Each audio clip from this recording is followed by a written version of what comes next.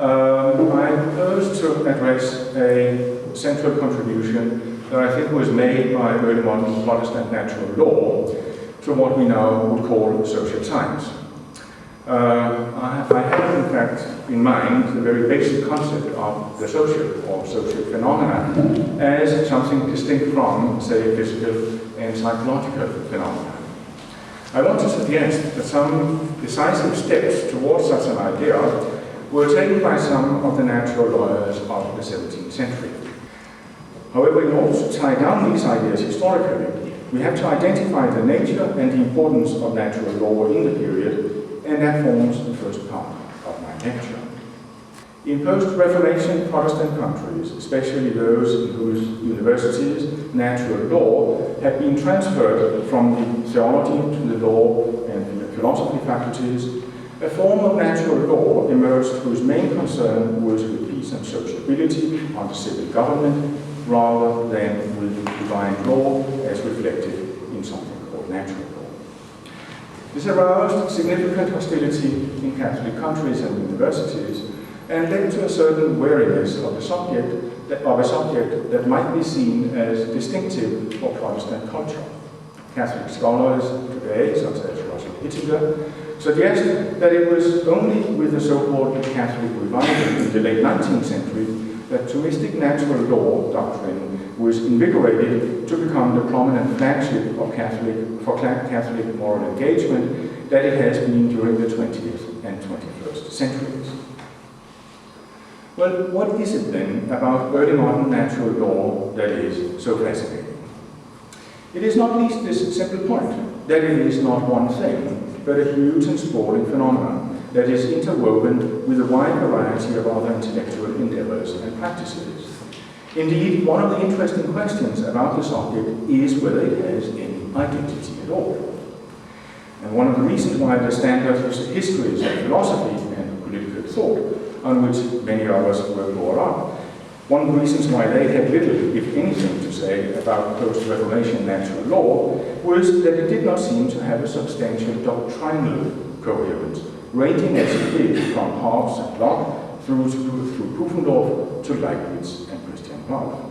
Better simply to pass over the category of natural law and identify these and other thinkers like them individually in terms of what was seen as genuinely new, and that of course was what seemed relevant to 20th century discussions.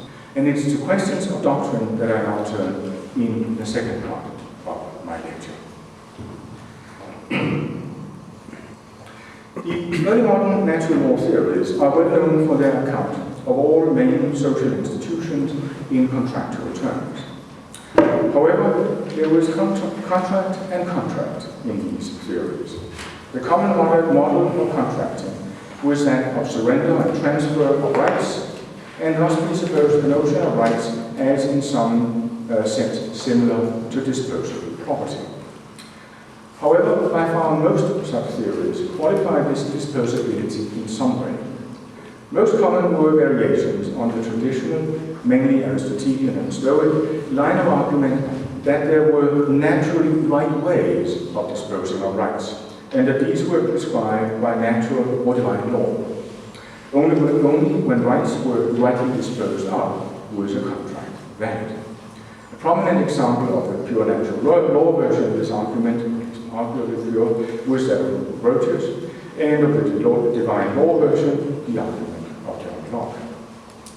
Now, this separation of the public or social persona from the private and natural was of immense importance, and it was, as I have tried to explain somewhat in somewhat different terms elsewhere, Pufendorf's merit to pursue it with particular clarity.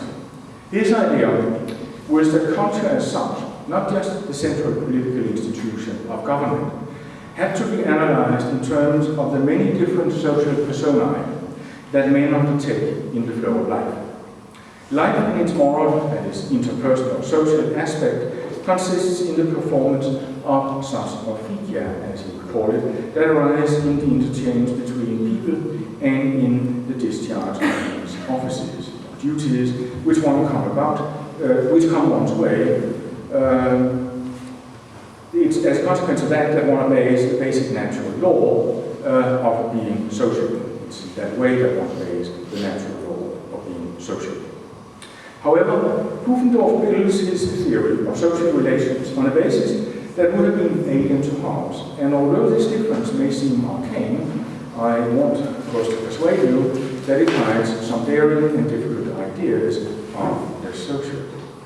But he constructed his argument that had implications well beyond what he could intend, and perhaps even understand. The consequence was a vision of politics devoid of any of the usual forms of foundations, as we might say, certainly none in natural law as traditionally conceived. However, it's essential to stress that such a secular conception of politics, as we would call it, was devised by a sincere Lutheran as a device to secure the state against falling into the hands of competing confessions, and thus to protect his own church in his particular time and place. And another consequence of this idea of social relations as conventional and of politics as prudential search for peace, rather than as the guardian of higher values, was an emphasis on the historicity of morals, law, and politics. Not only was Pufendorf himself a considerable historian, but his main followers, and especially Christian Thomasius, fiercely invigorated the historical study of jurisprudence in Germany's main early Enlightenment universities, Halle and Göttingen. Meanwhile, over in the philosophy faculties, it was Christian Wolff's metaphysics that took over, later to be inherited by Kant. And with this development, the virtual deletion of Pufendorfian ideas of society, law, and politics from the history of philosophy was certain. It has been my pleasure, if not quite yours perhaps, to remind you of them today. Thank you very much.